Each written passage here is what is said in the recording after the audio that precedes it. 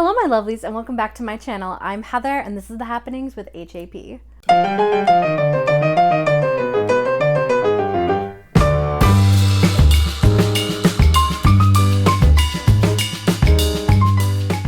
Lot of new stuff. As you can see, I have a lapel mic now, so if the sound's a little funky, I'm still getting used to it. I'm hoping it should be okay. I'm gonna try not to move too crazy, but it should be fine. And I have a new angle, which is a bit more reminiscent of my earlier videos from 2020. Will this stay? I don't know. It's gonna depend on how it's gonna look, but I hope you enjoy. So today I wanted to do a new series on my channel that I'm gonna try to do as often as I can, and that is an adaptation roundup, where we kind of round up all the recent news for book to movie or book to TV adaptations. As with everything on this channel, these are going to be adaptations that I'm personally excited for. Book to movie and book to TV adaptations literally happen every day in Hollywood, so it seems like this is going to be like a segment I'm going to be doing every day, but it's not, because there are a couple on the horizon that I'm super excited for, and they literally all dropped news within the last few weeks, so it kind of gave me inspiration for this video, and I really hope you enjoy it. But if you do end up liking this idea, hit that little like button. Hopefully be something I get to keep doing. So I hope you guys enjoy this little roundup of adaptation news.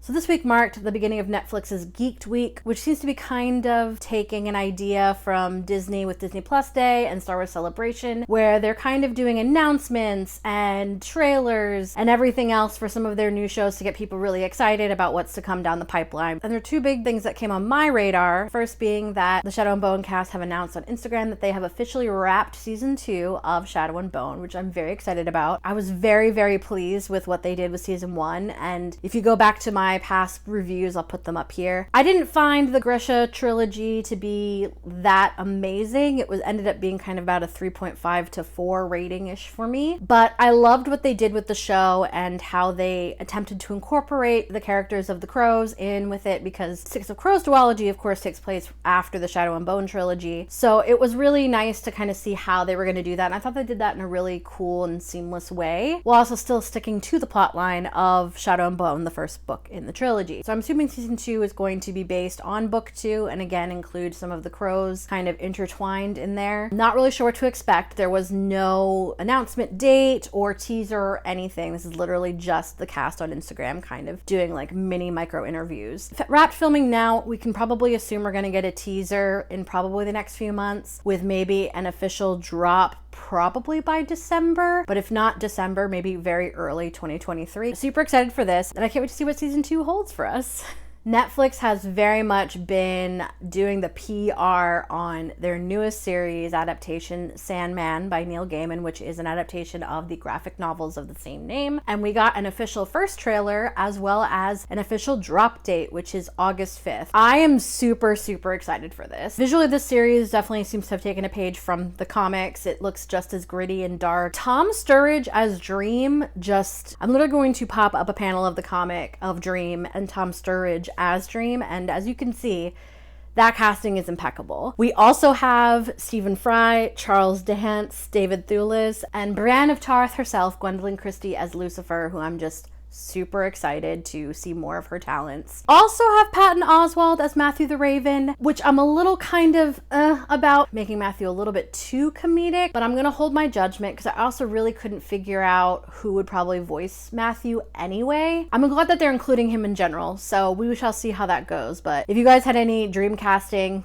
of who you thought Matthew should have been maybe voiced by, let me know down below, because I really couldn't think of anyone that would really fit with that character, but I'm glad he's being included anyway, and this looks really great. I'm going to include a link to the trailer down below so you can watch for yourself. I'm super excited for this one, and I'm really hoping this will not be another Cowboy Bebop situation, so fingers crossed for this one. The next big news is over at Amazon Prime, which did a huge announcement a few days ago on the official full casting of Red, White, and Royal Blue by Casey McQuiston, and the way I screamed. First day of Pride Month, dropped dropped all of these actors on us, and I am so excited and happy. I mean, Taylor as Alex and Nicholas as Henry just look already good together, and these aren't even promo shots. They haven't started filming or anything. This is just the casting announcement. There has been some comments and rumbles about the fact that the actors are older than the characters, but honestly that doesn't really bother me too much. As long as they get the scenes right, as long as the script is well written and everything's well acted, I will be happy to just see some of these amazing scenes that were in that book and Alex and Henry's relationship in general on the big screen. This is listed on Amazon right now as a film. It's not a series, so we'll see if that may change and they might make it a mini series, or if it's just going to be a normal like 1.5 to 2 hour film. I feel like it's kind of a lot of plot for 2 hours, but I'm also a sucker for very, very long mini series and seasons just to get every aspect of the adaptation onto the screen, but that's mostly me. And the cast round out includes Stephen Fry, because Stephen Fry is a very busy man, as well as Uma Thurman as President Claremont, which is really awesome. So very excited to see how this filming and everything progresses. There's no real date of when this is going to drop, so we can assume probably late, maybe 2023. They haven't started filming yet, like as I said, but they're in pre-production right now because this was one of my favorite books of the year I read it, which I think was 2020. Super excited for this, super happy for Casey McQuiston because this was her debut novel, and the fact that she was able to get it off the ground so quickly is amazing. Keep an eye out for more updates for this one.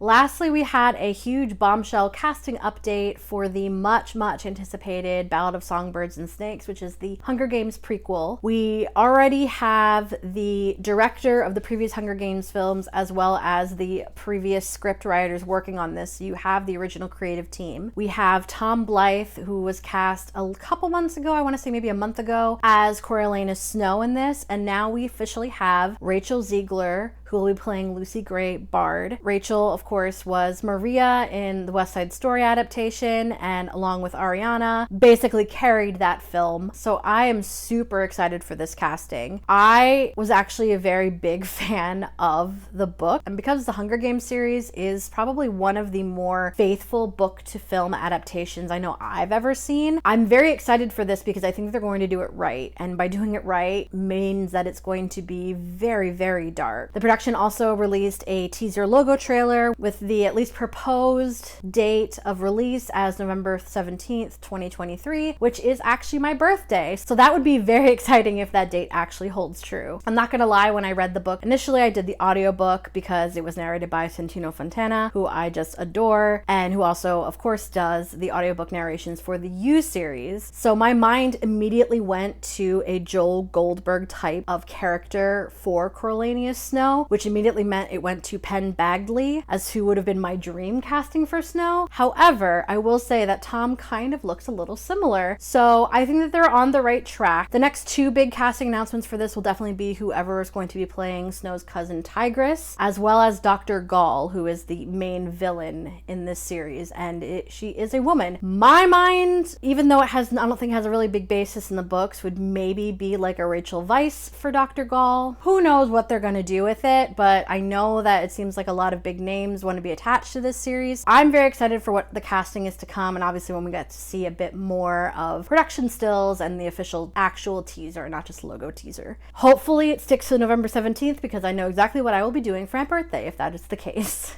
That's it. That's some of the adaptation news that I have gathered from the last few weeks. Like I said, I'm hoping to keep this as a continuing series, so if you did enjoy it, please hit that like button down below, and I hope you have a great rest of your day, and I will see you guys in my next video.